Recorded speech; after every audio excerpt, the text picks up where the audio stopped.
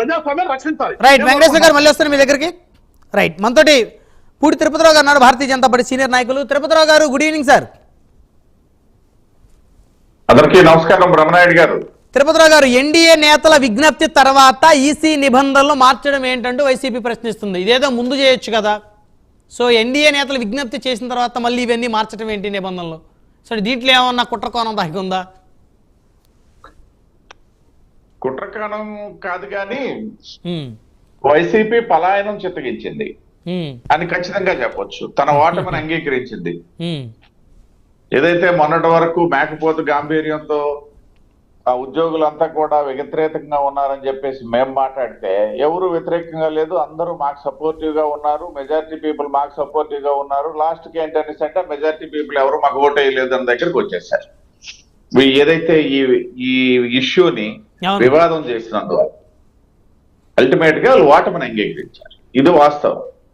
అయితే ఇక్కడ గమనించాల్సింది ఏంటంటే ఒక rule is rule for all అందరికీ ఒకటే కదా. ఇవాళ ఈసీ ఏమన్నా ఎవరైతే కూటమి అభ్యర్థులకు ఓటేశారో వాళ్ళ ఓట్లు మాత్రమే చెల్లే విధంగా చూడండి అని చెప్పేసి ఏమన్నా జీవో ఇచ్చిందా? లేదు, ఏ ఓట్లైనా పర్లేదు, వెనక సీలు లేకపోయినా అది ఎవరి ఓటైనా ఆ ఓటును పరిగణలో తీసుకోమంది. ఒక పార్టీ ఏం కాదు కదా కదా. మరి అలాంటప్పుడు నీకు వచ్చిన దురద ఏంటి, నీకు వచ్చిన నొప్పి ఏంటి? నీ ఓట్లు నీకు పడితే అందులో నీ ఓట్లు కూడా ఉంటాయి కదా.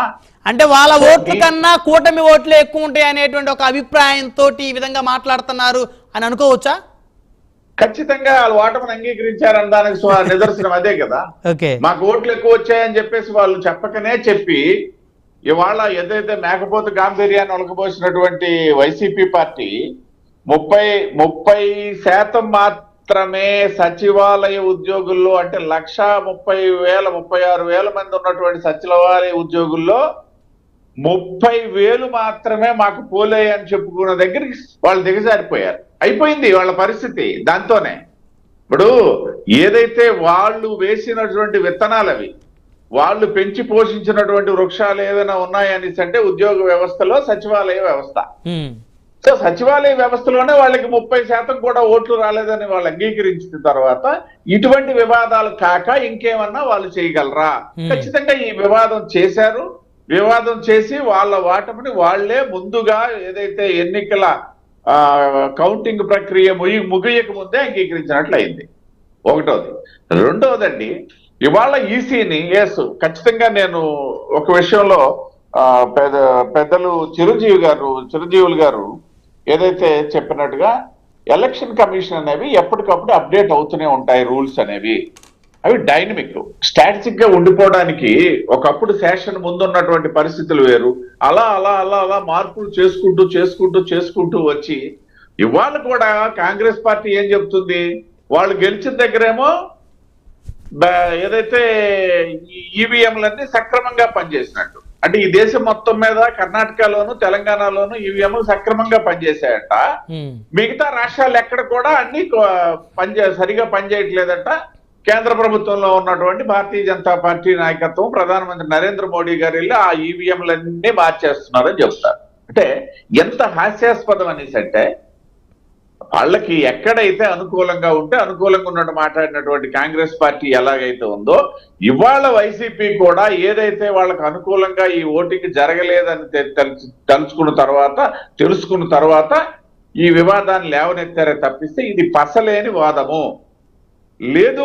రేపు ఎన్నికలు అయిన తర్వాత కూడా ఇప్పుడు ఎలాగూ కోర్టు తాలూకా తలుపులు తట్టారు. కోర్టులో కూడా ఆల్మోస్ట్ ఆల్ కోర్టు సంబంధించినటువంటి అంశంలో కూడా వాళ్ళకేమీ విజయం లభించదు కూడా, సబ్జెక్ట్ టు కరెక్షన్.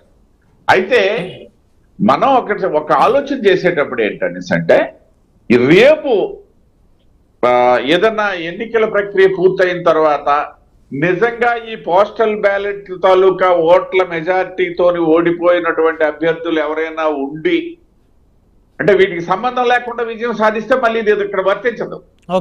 అసలు ఒకప్పుడు ఇవి కౌంటింగ్ చేసేవాళ్ళు కాదు. అంటే ఉదాహరణకి పోలైనటువంటి పోస్టల్ బ్యాలెట్లు 100 ఉన్నాయనుకోండి, మెజారిటీ 1000 వచ్చిన తర్వాత ఇటు కౌంటింగ్ కూడా చేసేవాళ్ళు కాదు. అవతల ఏజెంట్ కూడా చేతులెత్తే సంతకం పెట్టిపోయేవాడు. ఎందుకంటే ఆ 100 అభ్యర్థికి పడ్డప్పటికీ కూడా 900 మైనస్ లో ఉంటాడు కాబట్టి ఆ పోస్టల్ బ్యాలెట్ కాబట్టి ఇవాళ కూడా ఏదైనా అభ్యర్థి తనకి పోలైనటువంటి అంటే ఆ సెగ్మెంట్ లో పోలైనటువంటి పోస్టల్ బ్యాలెట్ల కంటే కొన్ని రెట్లు ఎక్కువ మెజార్టీతో గెలిచినటువంటి సందర్భం ఉన్నప్పుడు ఇది అప్రస్తుతం అయిపోద్ది. పోస్టల్ బ్యాలెట్ల కంటే తక్కువ మెజారిటీ మీరు ఇందాక అన్నారు 10-12 ఓట్లు, అది సహజంగా జరిగే పని కాదు. ఏదైనా విజయవాడ సెంట్రల్ నియోజకవర్గంలో 2019లో బోండా ఉమామహేశ్వరరావు గారు 25 ఓట్లతో ఓడిపోయారు. వైసీపీ అభ్యర్థి మల్లాది విష్ణు గారు 25 ఓట్లతో గెలిచారనమాట.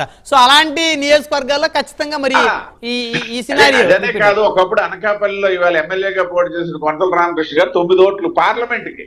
ఓకే, పార్లమెంట్ కి 9 ఓట్లతో గెలిచారు. 3 సార్లు రీకౌంటింగ్ జరిగింది. అక్కడ ఎన్నికల తర్వాత కూడా మళ్ళీ రీకౌంటింగ్ అయ్యి జరిగింది కోర్టు ఆదేశం మేర. అలాంటి సందర్భాలు ఏమైనా 1 or 2 నన్ను ఉంటది, 1 or 2 అనడానికి కూడా లేదు. కానీ 100 ఓట్ల మెజార్టీతోనే సహజంగా ఉంటది. మళ్ళీ నేను ఇప్పుడు జరిగినటువంటి ఎన్నికల్లో ఏదో 10,000-20,000 మెజార్టీని కూడా మేమేం చెప్పం. కాబట్టి ఎక్కడైతే ఈ పోలైనటువంటి పోస్టల్ బ్యాలెట్ల కంటే తక్కువ మెజారిటీతో ఉన్న దగ్గర మాత్రమే వాళ్ళు ఏదన్నా కాంట్రవర్సీ చేయొచ్చు, రేపు మళ్ళీ కోర్టుకు వెళ్ళొచ్చు. Right right. అదర్వైజ్ వాళ్ళు కోర్టుకు వెళ్ళడానికి కూడా అవకాశం ఉండదు ఒకసారి కోర్టు డెసిషన్ ఇచ్చిన తర్వాత. అవును. సో ఈ విధంగా ఉన్నటువంటిది మొత్తానికి ఏంటనేసి అంటే టెక్నికల్ అంశాలు పక్కన పెడితే ఒకటి వైసీపీ ఓటమిని ఈ చర్యల ద్వారా అంగీకరించింది అయ్యింది. వాళ్ళ మేకపోతు గాంభీర్యానికి ఇవాళ సో పోస్టల్ బ్యాలెట్ ఓట్లకే భయపడుతున్నారంటారు. తక్కువగా ఉండేటువంటి పోస్టల్ బ్యాలెట్ ఓట్లకే వారు జాగ్రత్త పడుతున్నారు అనుకోవచ్చు. మీ కూటమి నేతల దృష్టిలో వారు భయపడుతున్నారని అనుకోవచ్చు. జాగ్రత్త పడ్డాన్ని మనం సమర్థించవచ్చు. కాకపోతే ఏంటంటే అది అర్థవంతమై ఉండాల. నేను చెప్పింది ఇప్పుడు అర్థం లేనటువంటి విధానంలో వాళ్ళు ఇవాళ చేతులు ఎత్తేసారని చెప్పడం నా ఉద్దేశం. రైట్, మళ్ళీ వస్తాను సార్ మీ దగ్గర.